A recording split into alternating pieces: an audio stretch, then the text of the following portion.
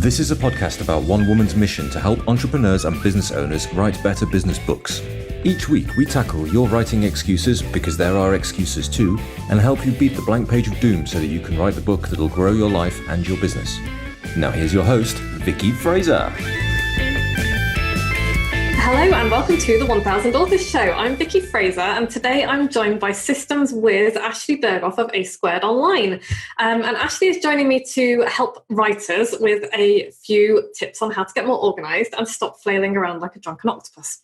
So welcome, Ashlee. Thank you so much for joining me. Thank you so much, Vicky. I love being here. Oh, great. I always start off by asking my guests what they're reading at the moment. So what are you reading at the moment? So I just started a book club this past week, kind of to start doing the work of anti-racism education and things like that. So we're starting the book called White Fragility. And also for the last couple of months, I've been working my way through To Kill a Mockingbird because I'm one of the few weirdos who wasn't asked to read that in high school. So I felt like it was time to finally read one of the main American classics. So that's what I'm reading right now. Oh, cool. I'm going to ask you about To Kill a Mockingbird in a moment because that's one of my favourite books. But yeah, I'm currently reading How to Be an Anti-Racist by Ibram X. Kendi, also doing the work. And it's eye-opening and awesome and horrifying and yeah, just and there's a lot to do. I've been arguing on the internet with people this afternoon. It's like I need to just do that. Yeah. But yeah, so tell me, how are you enjoying To Kill a Mockingbird? It's been just a really fun chance to read. I actually was an English major in college, which is why it's even more crazy that I had not read it before. But I think because I was reading for school, I kind of came out of the habit of reading for pleasure. And really this year is the first time I'm trying consistently to get back into that. And it's just so beautifully written. I'm only halfway through, but just the best way to learn how to write is to read well, right? And so it's just good to immerse myself in such talented writing. So I'm loving it so far. Oh, I'm really glad you're loving it. It's one of my favorite books. So, okay, but let's talk about you a little bit. Your tagline is Operation Strategy for Normal People. And I love that because whenever I read some of the bullshit morning routines that like successful people have and they share around on social media, I'm like, these people have got to be robots. So, so talk a bit about that. How did you get into organizing entrepreneurs and what do you do? Yeah. So I've always loved organizing. I did it for fun when I was a kid. When I was bored on a Saturday, I'd reorganize my room. And when I graduated from college, I had no idea what I wanted to do, but it was always in the back of my head that this was this kind of random thing I was really good at and absolutely loved. And kind of stumbled into the operations and HR world within kind of a nonprofit and then a corporation. And especially right towards the end of my last corporate job, it was very, very fast paced. My boss was a machine. She could get so much done and she did not take excuses and she expected efficiency. And I was meanwhile in an MBA program and planning a wedding. Wow. So it was a very stressful time in my life. And I know you and I have connected about this. During that time, I felt so out of control of my schedule and just always so behind that I would fantasize about just, getting hit by a car, injured, so I could spend a few days in a hospital and catch a break. It was just awful. But through that experience, I kind of found a system that worked for me to kind of keep up with everything, to make sure the things that absolutely needed to happen, the things that really mattered to me were happening, and to let the rest go. And when I left my corporate job and started working kind of as a virtual COO and a business manager for small businesses, I brought some of that experience to them. And over the experience of working with them, I saw that, they had kind of specific challenges that they came to me with, hey, I want to launch this course, or I want to do this, or I want to do that. But I discovered that a lot of the real challenges undergirding all of that was how to focus, how to cut out the noise, how to feel productive and understand what that means and what organization means in real life, rather than, some of these posts that we read about with just these impossible to reach routines and expectations for productivity. And our expectations for ourselves are so high that we always feel like we fail. And so this year, I'm really wanting to focus on how do I work with my clients to get to a point where they feel in control, they feel calm, they feel focused, they know what they need to be working on at any given moment. And they don't have that constant nagging feeling that, what if I'm missing something? What if I'm late on something? What if, and how can I help them then leverage that into growing beyond being a freelancer if that's what they like? Because a lot of my clients hit a ceiling with that and want to keep growing, but are out of time, right? So that's what I do, and I love it. And I'm passionate about finding kind of human-sized, real-life ways to help people be, build a business that works for them in the way that they are in the world. So that's what I do. That sounds great. And I just wanted to say thank you as well for sharing your very honest story about, the being hit by a car thing. Because I know we talked about this before the podcast, but it's like, I have been there and I've been like, oh, maybe I could just fall down the stairs. And then I couldn't get out of bed for a bit. And it's just like that. When that thought pops into your head, there's a problem. And I'm sure we are not the only two people to ever think that. So thank you for saying it out loud, because it's just one of those weird things that you feel really ashamed of thinking. But at the same time, it's like, it's a thing that shows there's a problem. So, okay, so apart from the wanting to be hit by a car or fall down the stairs, what problems do you see in people's businesses that are caused by a lack of organization and focus? A few big ones are, my clients often find themselves spending a good chunk of time every day trying to figure out what to do. And they're frustrated by that, right? They're digging through their inbox, trying to figure out what they need to be working on, and then kind of sitting there staring at the screen because they have these big ideas, but they're huge, right?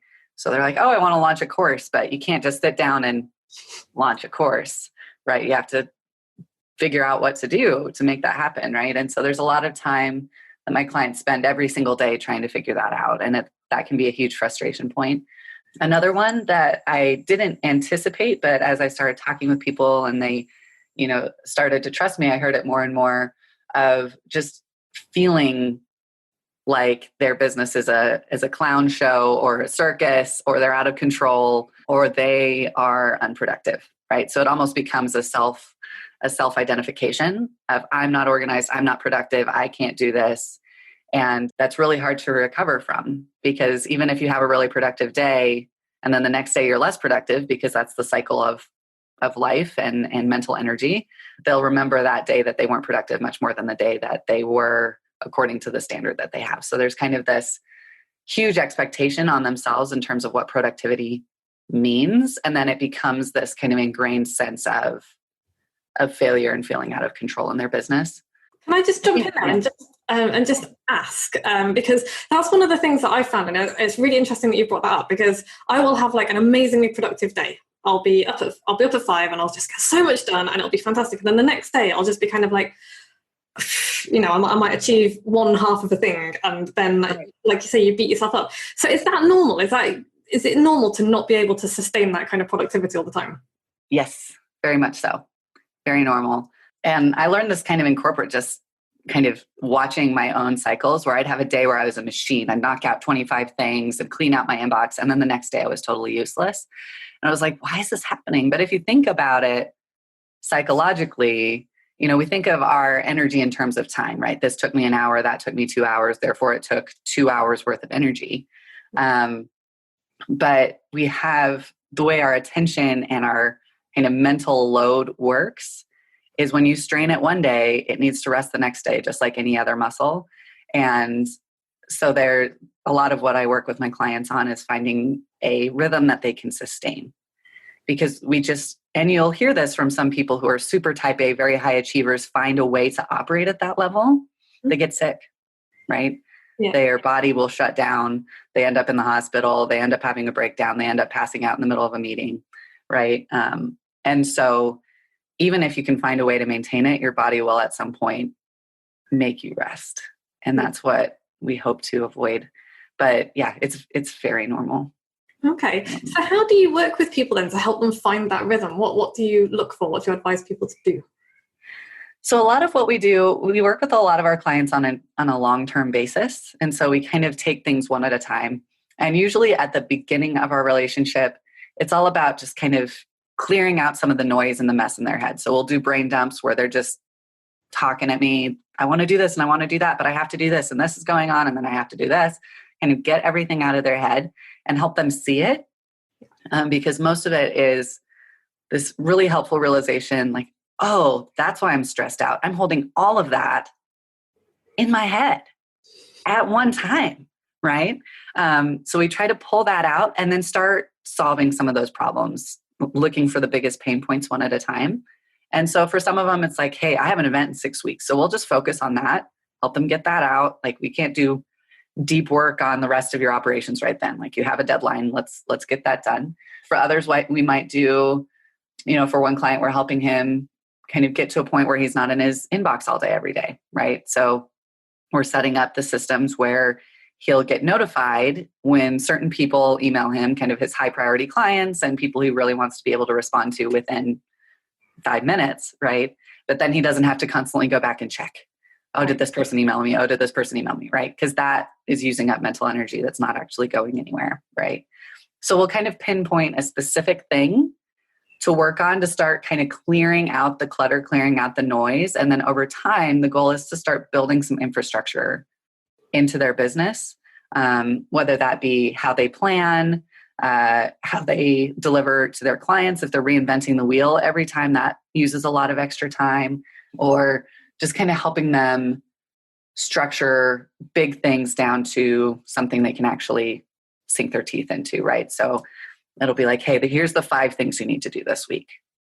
Let's email that to you. Now you have that list instead of sitting down every day and trying to figure out what to do. So it's a lot of just kind of finding them where they are and helping build some structure and some control back into their lives. And I guess there's quite a big, based on what you just told me, I guess there's quite a lot of, we're not going to fix this all at once. It's going to be like, we're going to take it one thing at a time. Right. Yeah. I worked with a counselor years ago when I was living overseas, and he talked a lot about that from a kind of a heart and soul perspective, right? When in his work in counseling, that, if you're in the middle of a difficult situation, that's not the time to go pulling stuff out and opening the door on your childhood, right? Because right now you got to get through the difficult situation, right? And so he'll get people through that. And then once you're in a more stable place in your day-to-day life, then you can start unpacking some older things. But I think it's the same with how we spend our time and how we run our businesses. If you're in the middle of a disaster zone, the last thing you want to do is think about these things that will take longer now, but save you time in the long run, right? Like you need solutions today. So we do that stuff first. Okay, cool. Like triage, I guess. Yeah, very much so. Okay, so I've written like loads of books, and every single time I struggle at least a little bit with getting organized because I run a business as well. And I get a lot done, more than a lot of people done, but I still feel like a crane fly a lot of the time. And I know that a lot of my clients feel the same way because they tend to be business owners who are like, I really want to write a book. How the hell am I going to do this? How am I going to find it? So I was wondering if you had any top tips for writers specifically about how they can kind of be organized enough to at least start writing a book. Yeah. So I'm just starting the process of writing a book myself. So I'm still learning all the ins and outs of what that means specifically. But I think in general, when you have a huge project that's long-term, that's important to you, but it's not urgent, some of the same principles apply, right? And so one thing that I talk to my clients about is kind of committing to the work that you want to do and recognizing that that's going to mean saying no to some other things. Because a lot of times my clients will have these incredible ideas. They'll be like, I'm going to go do this thing. And then 2 weeks later, they have another incredible idea and they want to do them both. And so without kind of systematically looking at that, they'll try to do both. They won't succeed and then they'll feel unproductive, right? Even though it was probably physically impossible for any human to do both, right? And so a lot of it is to kind of step back and say, okay, this might mean having one less client, or it might mean not doing this other passion project that I have. Let me find a place to write that down so I don't feel like I'm going to lose the idea, but then I'm going to set it aside and come back to it later. So being willing to kind of cut out the space for the book as an important part of your business, breaking it down into small pieces, right? If you sit down and are like, I'm going to write a book, that doesn't work. Because where do you start? Do you do research? Do you put together an outline? Do you tell people about it? Do you pick a title, right? And a lot of times people end up picking a title because that's the fun part. That feels easier. And it can be harder to dive into some of that deeper work. And so when you have it written down, you can see, all right, yes, picking a title is part of it, but maybe the more important part is starting to do some research or starting to interview people or whatever that might mean. So I would say those are kind of two main ones, like being willing to recognize some trade-offs that you'll need to make, being willing to consciously make those, and then cutting it down to small pieces that you can actually do. Because if on your to-do list is, text 3 people to ask for an interview, you can do that. Yeah. You can't look at your to-do list that says write a book and write a book. It's too big. I'm so glad you said that, because one of my processes is tiny beetle steps. It's like, because baby steps are too big sometimes for some people, so it's like really teeny bits. So I love that. Thank you. Always after tips for writers, obviously I'm going to ask you more about your book that you're writing shortly as well, because that's very exciting. In fact, no, I'll ask you about it now. So how are you fitting writing your book into everything else that you do? And what are you writing about? Yeah. So it's a constant experiment. And that's one thing that I talk to my clients about too, is that you're not going to arrive when it comes to finding the systems that work for you, right? You'll find something that works and then you'll tweak and iterate and things like that. So what I'm going to try for the next few months is setting aside a large chunk of time once a week to really dive in and kind of do deep work and have that set aside, especially because in my work, I spend a lot of time on the phone. A lot of time on calls. And when those get kind of chunked apart, I can find myself with these little 30-minute chunks of time to work, which are useless for writing a book, right? You can do a couple emails in 30 minutes. You can maybe do a quick admin task, but by the time I'm like in the mode, it's time for something else, right? So setting aside a big chunk of time once a week is my plan right now, rather than doing a little bit every day. But if I end up, with a different plan, probably what I would do as a kind of plan B would be, all right, every morning, this is my peak time, from 6 a.m. to 7 a.m. or whatever, I'm going to sit down and do some book related work every day and have that practice. So, people have different things that work for them, but I'm going to start with the batching, try that. And then if it doesn't work, move to seeing if an ongoing daily practice works better for me. Cool. Thank you. And so tell me about your book. So one thing I've been really curious about, both in my own experience and my clients' experience, is what it looks like to transition from freelancer to CEO, right? Because when I started my business as a freelancer, in my head, it was kind of a straight line of growing the business from that point to maybe something bigger with a team and things like that. But what I've realized going through it myself is that there's a huge transformation that has to happen that's pretty broad across the entire business, almost to the extent that it's kind of like starting a new business in a lot of ways. How I market looks different. How I spend my time looks different. How I show up to my clients, what we offer to them, all of those things is completely different than it was when it was just me as a solopreneur, right? And so I haven't seen anything out there really talking about that and why it's so hard. And so I know when I kind of hit that ceiling, it was a surprise to me. Like, why is this so hard? Why am I struggling? Why is this so exhausting to figure out how to do this differently? And so I want to talk to people who've made that transition, people who are making it, and really understand what it means to make that transformation, and kind of share that story so people know they're not alone in the challenges of it, and then also have some really clear tools they can use to make it easier on them as they make it. Yeah, that sounds great. I mean, I love the fact as well that you kind of had a look around and didn't really see anything that addressed that. And it's so interesting how you think, there's the book's been written on everything, like literally the book's been written on everything. And it hasn't always, you've got to find that angle, and it sounds like you found it. So that's great. And I'm really excited for you. Yeah, I'm excited to dive in. It's one of those things where I'm not writing it because I'm an expert on this topic, but because I want to find what those tools are and help my clients make that transition. So yeah, and that's one of the great things about writing a book as well, that a lot of people don't realize, is how much you learn through the act of writing a book. It's like you will learn a lot about what you do, about what you want to do, about who you are, and it's really very exciting process. So I think you're going to love it, and I'm very excited. Thank you. I'm excited too. I'm supposed to have a publishable draft by October, so it's going to be some deep work for a while here. Oh, you've got this. You're super organized. Okay, so quick question on delegating, because if you're a company of one like I am, obviously I can't do everything. I tried to do everything myself for quite a long time, did not work. And now I have a Harriet who is wonderful. So can you talk a little bit about delegating? Give us a few tips on how to start, especially if you're on a really low budget, because it can be really difficult to think, I haven't got that much money, I need to do it all myself. Yes. Yeah. It's tricky in the beginning. And one thing I talk to my clients about is, like everything else, it's iterative. It's an experiment. You have to be willing to maybe be bad at it for a minute. But one thing I have learned in my own experience of learning how to lead is, as a business owner, when you start that process of delegation, you're building a skill set for yourself as well, which is learning how to lead another person.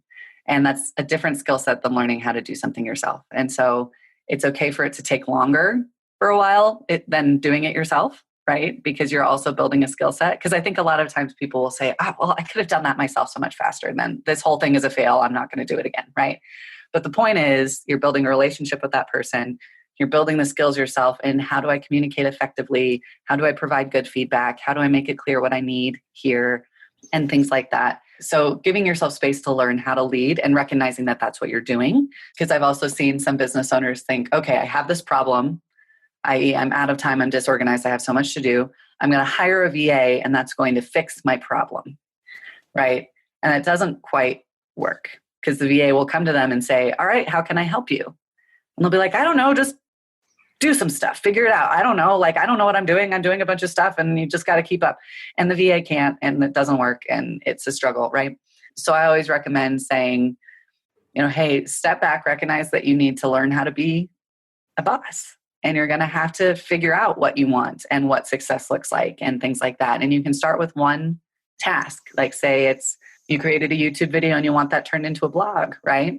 You can record yourself doing it one time. You could make a template. You could kind of put together, a quick checklist of what you want to see in the finished product, and start practicing and how you can give that information to someone else so they can follow along and give you something that you're going to like, right? And be okay with the process of going through that. And that can be really helpful in setting the right expectations too, of I'm learning how to lead. You're learning how to help me. It's going to take a little while. We're not going to get it right the first time, but I need to do the work on my side of communicating effectively to you of what I need from you, right? So that can be a process that takes a little bit of time, but is the only way really to grow beyond yourself ultimately, right? And another thing, I actually learned this from a woman named Brienne Dick at the MNIB Consulting, is kind of setting up a structure for yourself of how you delegate, how you share tasks. So we actually have a type form that we fill out. Okay. It has, who the task is for, what's the outcome that you want to see happen, what are the success metrics that make that what you want it to be, when's the deadline, here's all the resources you need, here's a Loom video of me explaining the backstory and what's going on with this. And that provides a very clear structure that then when I fill out that form, I know my VA has everything she needs to knock that out, right? And if she achieves the outcome with all the success factors in mind, then it is my job to not add more stuff in later or say, oh, you didn't do X, Y, and Z. If it's not on the list, it doesn't get done. That's not on her, that's on me, right? And so it makes this very clear expectation too of kind of thinking through what you want to see happen, right? So if I send her something like, hey, write me an email for this client, and I don't have in the success metrics that it's formal and that has this attachment and that it has, a hello part and a goodbye part and, all the pieces that I want to see, then I can't be upset if she doesn't include those things because I didn't communicate that she needed them, right? So it makes a good way to grasp onto that. So yeah, I'd say kind of getting clear on what you want to share, learning how to lead and be a boss. And then I feel like I'm rambling, so I'll make the third one short. You can kind of start with one-off projects on Upwork. Can be a really great way to experiment and learn with a low impact, like low pressure environment and low cost, right? So you can learn how to delegate a tangible project effectively through something like that. It's going to be very inexpensive. And once you get used to that, you'll start finding more and more things you want to give to someone else, in which case it's maybe time to start bringing someone on board for yourself. Okay. Thank you. They're great tips because I remember how it is quite a learning curve having somebody do stuff for you. And I remember it being very difficult to let go of stuff and then it being like you can't just throw stuff at people and expect them to get on with it. And I'm so lucky that I've had Harriet because she's amazing and she's put up with so much crap from me.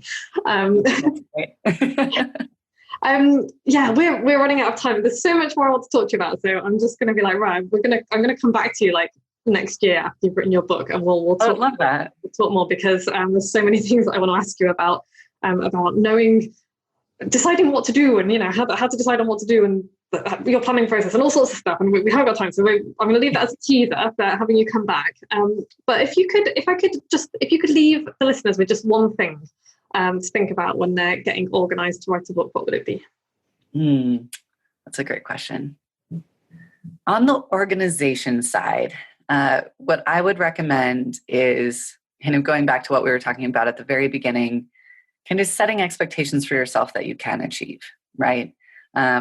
If you sit down and you're like, I'm going to write 10 pages today, you're going to end up feeling badly about the fact that you wrote 5, even though 5 is a great accomplishment in one sitting, right? Yeah. And so kind of stepping back and even just taking a minute to say to yourself, like, is this realistic? If I'm putting 10 things on my list for today, is that realistic if I think about the fact that I have 4 meetings and a toddler or, whatever it might be, and kind of cutting that down and being willing to do that without feeling like you're an unproductive human. And what you'll find is you actually make more progress. You feel like you're winning and you'll be able to ramp up from there. Right. And you'll have that sense of momentum and success. But I wonder if part of the reason people sometimes struggle to write a book is they expect too much of themselves too soon. Definitely. I would say definitely is the answer to that question. Yeah. I love that. Yeah. I like the idea of setting stretch expectations, but not unreasonable ones, something that you'll be really proud of achieving, but not that you will feel like crap if you don't manage to do it. Right. Yeah. I love that. Thank you. I think my biggest takeaway from this personally is the whole we work in cycles thing. And it's if you're going to have a really productive day one day, then the next day might not be so much, and that's okay. And, maybe you need to have a rest. So that I love that. Thank you for that. Yeah. Where can people find out more about you? Yeah. So my website is asquaredonline.com. Squared is spelled out, so the SQ version rather than a 2. So asquaredonline.com. And the easiest way to kind of become part of my orbit is I have a free assessment there called the Fix This Next assessment. And basically all it is some yes or no questions that you answer that will help you pinpoint the one core vital need in your business so you can focus. Because especially when we are the entire business in one human, we can be really scattered. And so it can help say, all right, this is the one thing you can focus on, put your best work here, and that will help you grow your business faster. So that's there, it's free. And that's where you can learn everything about me. That's amazing. Thank you. That all sounds fantastic. I'm definitely going to point people towards that. asquaredonline.com to find out more about Ashlee and what she does. Ashlee, thank you so much for joining me. It's been really great. I've learned so much. I love interviewing people. I'm definitely going to be back in touch with you later in the year or early next year when you've written your book, so you can come and talk about your book. Do keep me informed on that because I'm very nosy and I get really excited when people write books. Well, it's always good to have someone on my team. It'll keep me accountable too. So I really appreciated talking with you, Vicky. Thank you so much. Oh, you're welcome. Thank you. Right. Next week, Joe will be back with me and we will be talking about something to do with writing books. I don't know what yet. In other news, what's going on in my world? Well, you can sign up for my blank page to book in 90 days course. The waiting list is open. If you've listened to, I should probably give a URL, moxiebooks.co.uk/90-day book course live. Link is in the notes. If you've listened to every episode, email me with your postal address and I will send you a silly gift. And if you like this podcast, please go to iTunes and subscribe and share it and leave us a review. We love reviews. And again, thank you, Ashlee. This has been fab. Thank you for listening. Thank you so much. All right. Have a good day. Thanks for listening. You can find links and show notes on the website at moxiebooks.co.uk/podcast, where you can also sign up for the best daily emails in the multiverse and find loads of free resources to help you write your book. We'll be back the same time next week with more tales from the book writing trenches and the latest on what the tiny sheeps have been up to.